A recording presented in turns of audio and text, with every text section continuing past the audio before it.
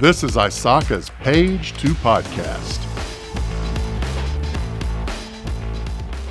Thank you, everyone, for joining us today. My name is Jake Mikolas, Video Production Coordinator at ISACA.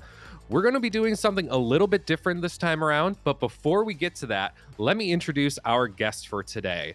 Joining me to talk about her recently released ISACA Journal article, IS Audit in Practice, Resilience and Regulation, Finding Common Ground for Sustainability, is Director of What's the Risk, Cindy Baxter. Cindy, thank you so much for joining me today.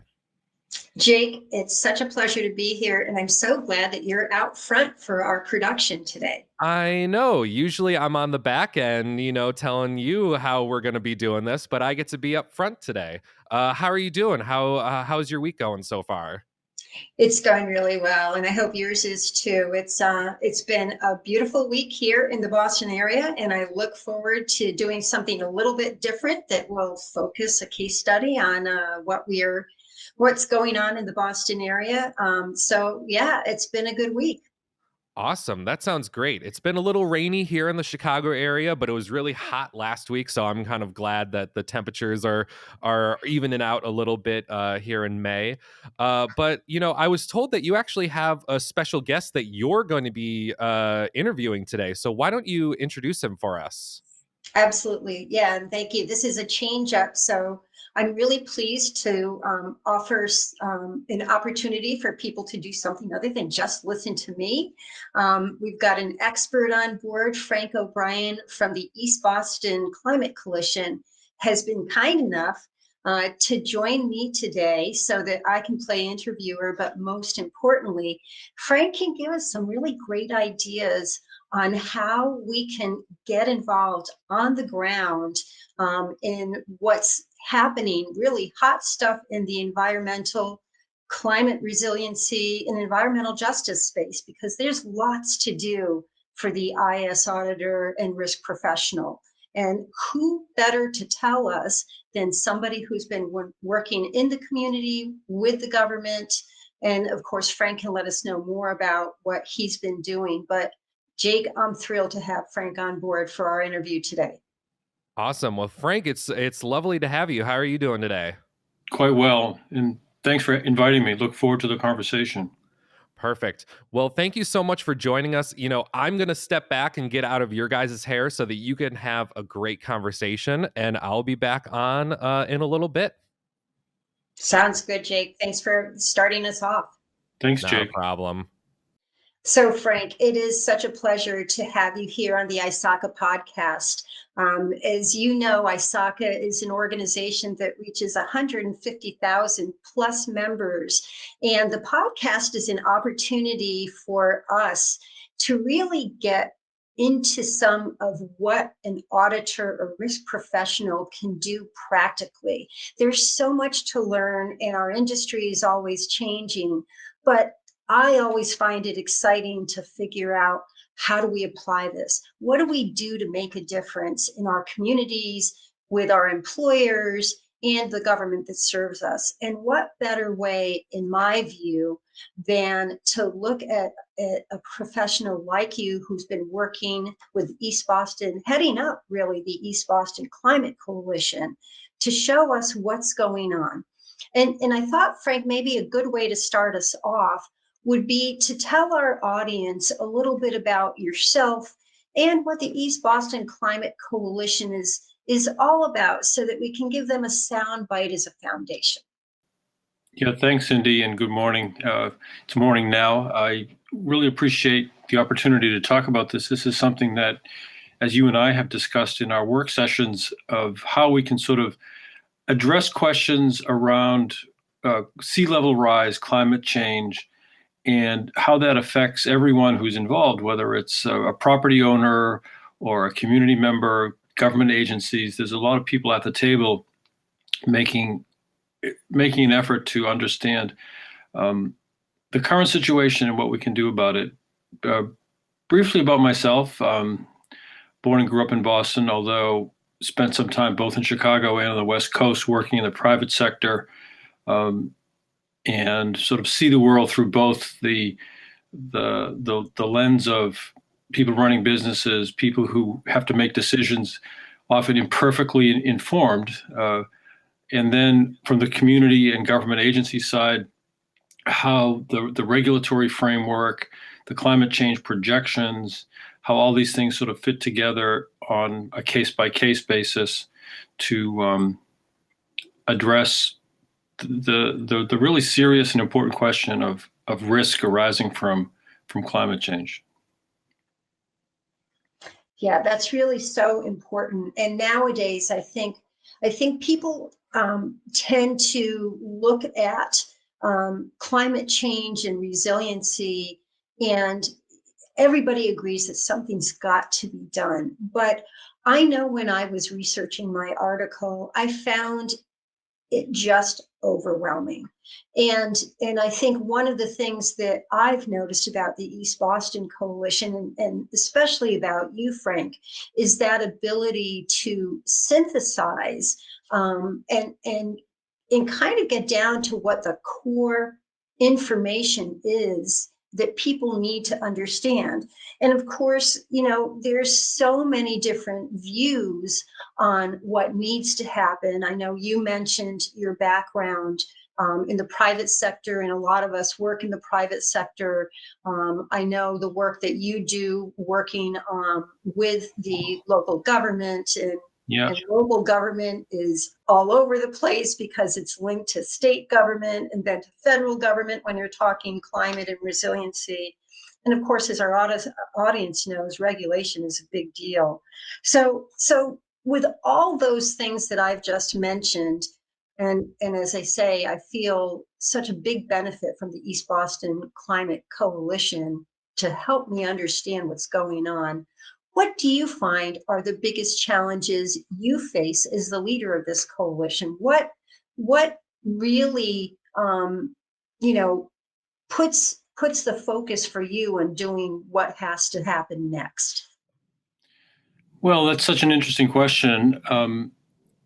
This is a multi-part problem or challenge, right? And so there's the specific issues that are around local organizing or local sort of convening, right? Just getting people together to talk about a situation and however it's defined, right? So, for example, after Katrina or after Superstorm Sandy, which are sort of very much in the national consciousness, the solutions identified were somewhat different. Like down in Katrina, they had to figure out what the levee system was going to be and how they could replenish the marshes surrounding New Orleans, what they were going to do with sections of New Orleans that were severely affected.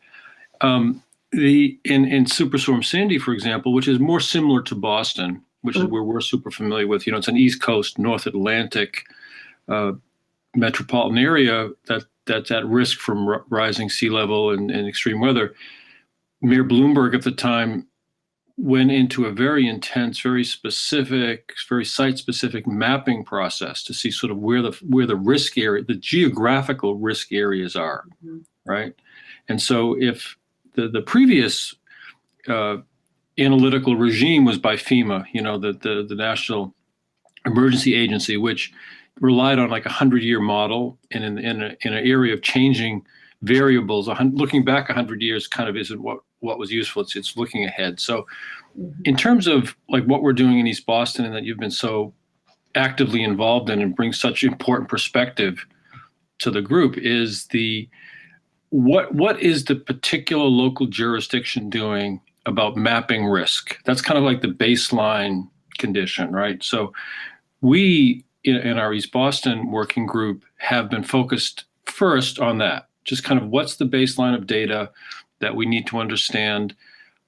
So it's kind of like the shared information level.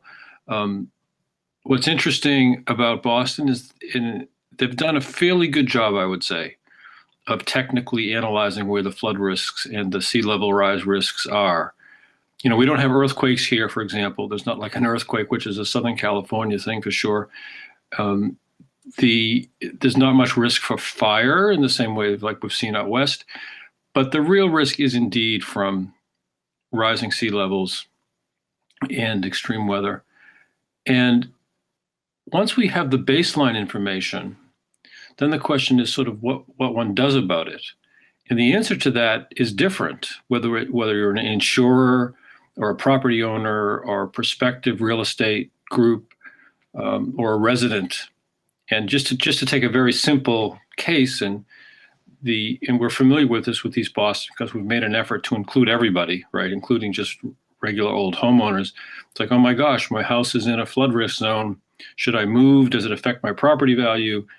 I can't afford to build a seawall, so we take up all those questions.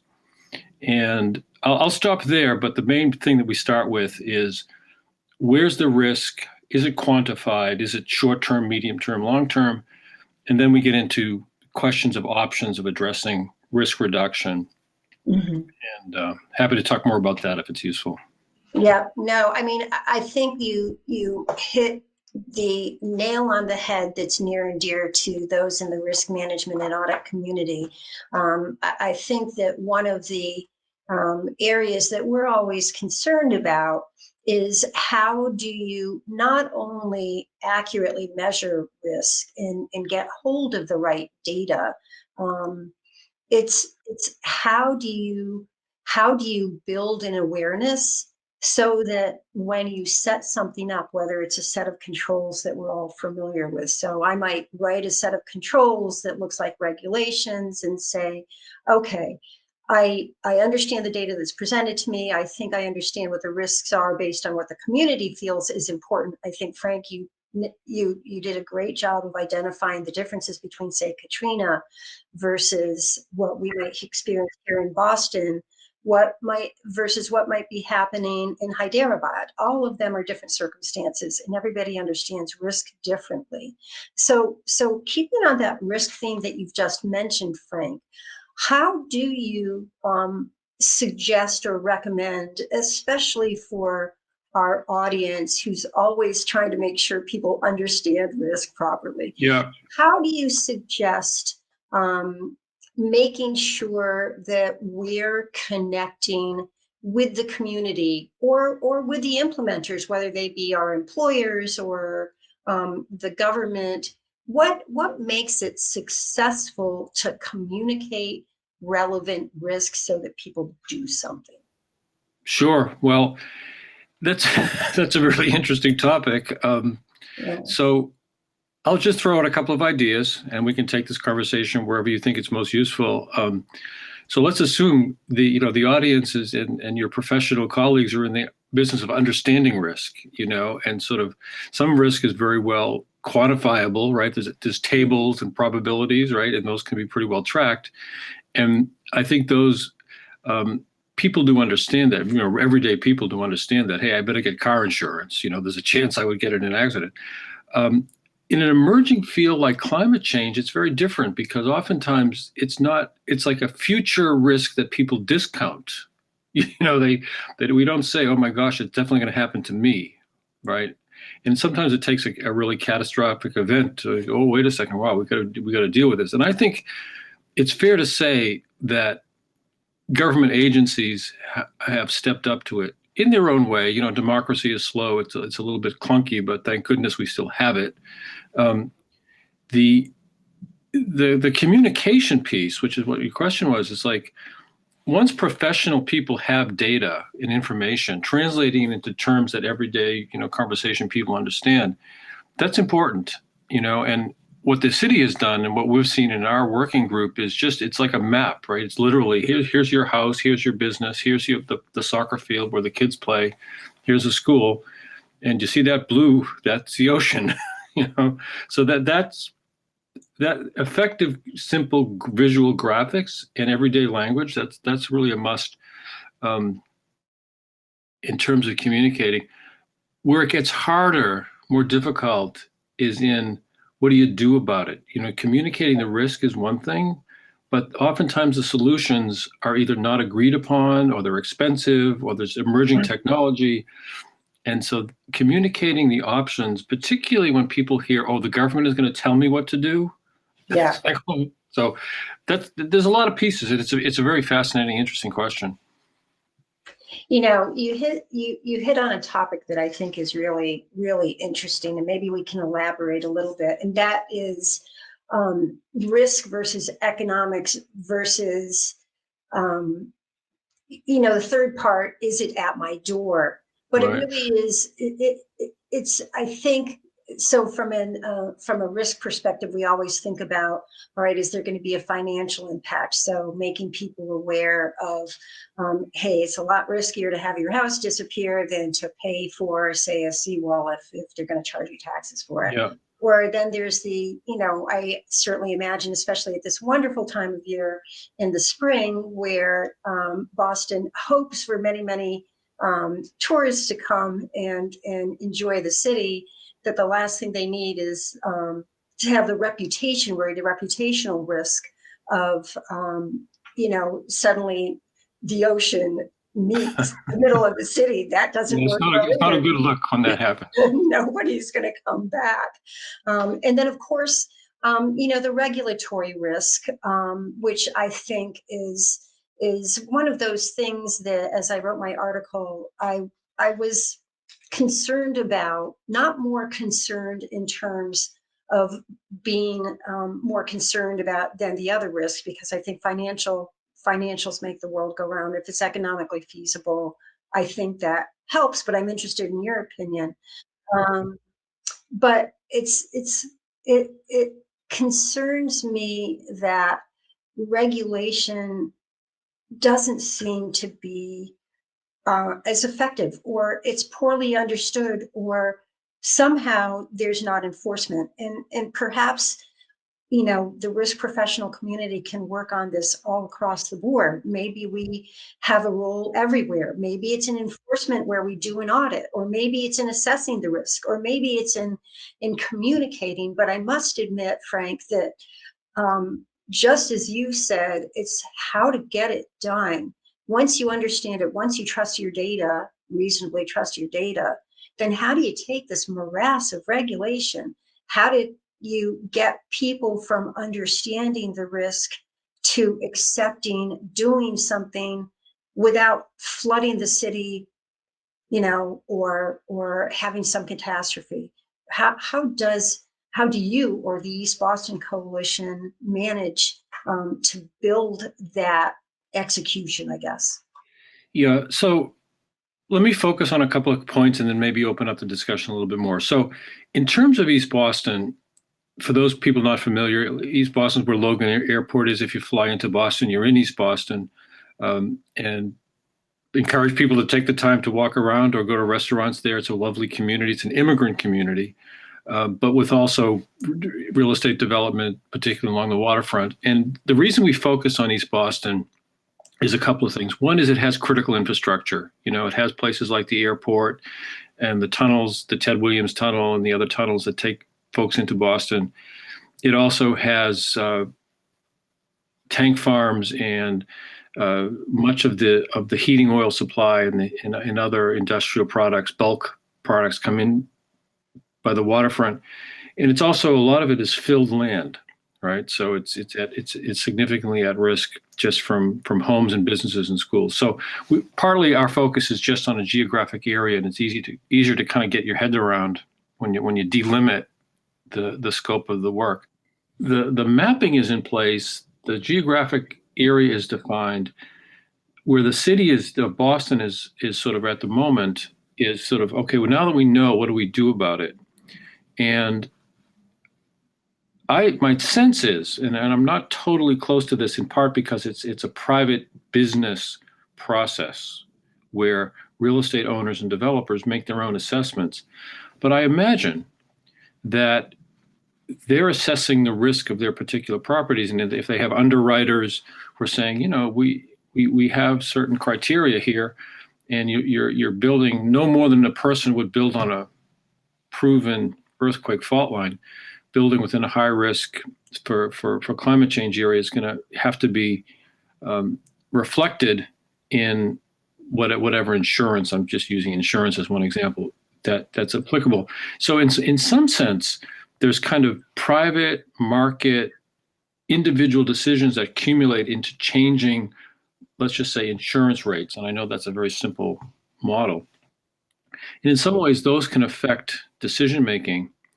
And I don't know whether consensus exists within the underwriting community about those kind of things, but certainly consensus exists within the residents. And this is maybe sort of where we're at with our East Boston group that you're a part of.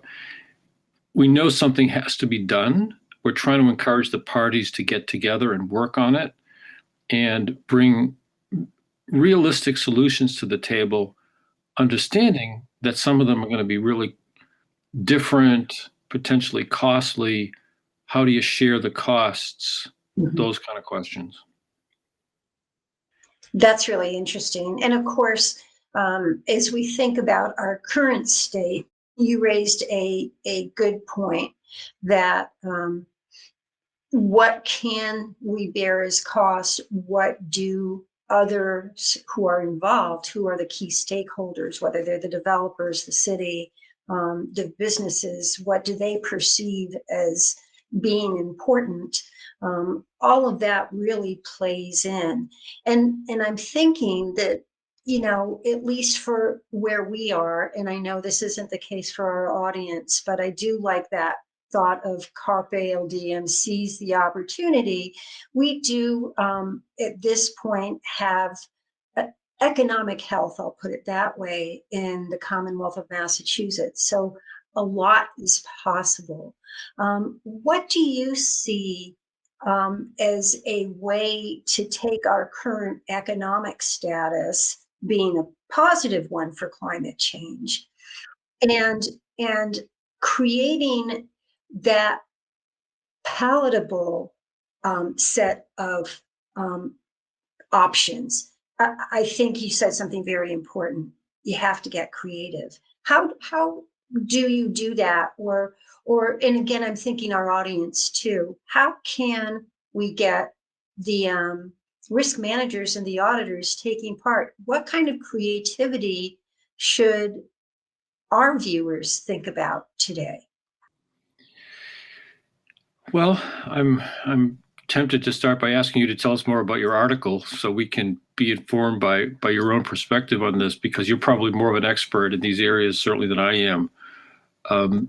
No, having you're said good. having said that, you know, the public process it's a little bit like watching kids play soccer. You know, they all kind of run around. You know, it's not always very organized, but hopefully at the end of it, something useful comes out. The world of business and risk assessment and kind of the discussions that go on around project financing, sometimes those could be brought out more into the public, either by a seminar or by a conference or by a booklet, or, you know, a lot is done online, like this podcast is a really effective tool. So just sort of these communication tools, like you were saying before, translating technical information into stuff that's usable. I suspect the auditing and your colleague community has a lot of really good information and perspective that's not kind of out there as a headline. Like the headline is, "Oh my God, sea level rise." So Yeah. just sort of engaging with the public, where the public is, that would be really valuable. All right, that's a really great perspective, and I think I think I couldn't agree more. One thing I must say is when I left a large corporate environment to really start out on my own, I think it gave me a good perspective on, first of all, how much information is out there, but also how much there is to do. And you're right, Frank. I think even from a risk perspective and an audit perspective, as I think over different work I've done, it's so easy to look at a scope of activity and it's very time bound into what I might be doing to meet a corporate goal. But when you get into the opportunity of doing what you're passionate about, there are all kinds of ways to participate. And, you know, I like to also think of not only building that awareness. I think you hit the nail on the head. I do certainly like communication because I feel that a groundswell of activity is important. And I think auditors and risk managers help people understand information versus misinformation or disinformation. So I think that's an important role. But I also am thinking lately of, and a lot of it is because of the discussions we've been having with the coalition. A lot of it I've been thinking of, what about those monitoring controls? What about legislation that might be in place, right? And I did talk about that, to your point about my article. I did talk about, the Clean Air Act and the Clean Water Act back in the 70s. And now we've got umpteen different kinds of legislation in progress here in the Commonwealth, and everything overlays it. So if we've got stuff that's been in place really for decades, my thought, and I'm bouncing this off you for your opinion, my thought was build that awareness, get that clarity so people understand information reality, but then potentially look at a scope and say, hey, I can watch that. I can monitor that. I can see if what's already in place instead of creating new regulation or suggesting yet another bill that we know takes quite a bit of time. I can go find something as perhaps an auditor or a risk manager, or even what we call first line of defense. So you're part of the team, but you're Yeah. trying to head things off ahead of time. So how do we take what we've got and run with it? Definitely, like your research, your work experience has been so valuable to us. When I say us, I mean other resident groups, organizations, perhaps without the technical background. So that's really engaging in the way that you have, right? Has been really useful. I also think that, we know that so much of work gets done in teams. Whether Yeah. it's teams within organizations or cross-organization groups, often very project focused, like a particular, whether it's a real estate development or a piece of legislation that's pending, or trying to get a new client, for example. Oftentimes that's a feature. Having expertise, having carved out an area of expertise and being really on top of the data and the state of regulation is so valuable in those work teams. And so kind of knowing how to be a resource within the group is super useful. You've been really valuable to us, and in the way that you've been valuable to us, I imagine your colleagues can be valuable within their work teams. Yeah, that's a really great point. I hadn't really thought of that, but everything is very team focused. And it is a matter of recognizing what you can bring to the forefront. So I'm really glad that you brought that up. So Frank, we're just about coming to time. I wanted to, before we close out between you and me and bring Jake back in, is there any message or, that final sound bite that you'd like to encourage people to consider when it comes to climate resiliency and what they can do, whether it's in their professional or volunteer time or anything else you might offer? Yeah, thank you. So we're living on this one planet. It's sustained life for many, many years, and it's undergoing changes because of the activity of human activity. And we have a shared responsibility, each in our own way, to help sustain it in a healthy way. What we've found in East Boston is that it's very effective to work locally within the context of the global issues. And I'm grateful for the opportunity to share a little bit about that. And I encourage people to read Cindy's article, because Cindy's been great for us in our work. So thank you. Yeah, Frank, thank you so much. And again, I think, to your point, the East Boston Climate Coalition is an example of great community members coming together, and the expertise is daunting and awesome. And as a leader, I was very impressed, and I'm so thrilled that you were willing to come to this podcast with me. I'm happy to do it. Guys, that was such an awesome conversation. I'm sitting on the back, just like having my headphones totally tuned in and listening. So I'm pretty sure our listeners will be completely engaged as well. And I just want to thank you two again, because I know you could probably talk about this stuff for a lot longer, but that's all the time that we have left for today. So, Cindy, Frank, thank you again for taking the time to talk about this really important topic and bringing some new content to the ISACA audience. Thank you, Jake, and thanks to ISACA for allowing us this forum. Yeah, thank you. Awesome. And if you are interested in reading Cindy's full ISACA Journal article, please click on the link in the description below. My name is Jake Mikolas, and thank you for joining in. Thank you for joining us today for this episode of Page to Podcast. We hope you enjoyed this episode.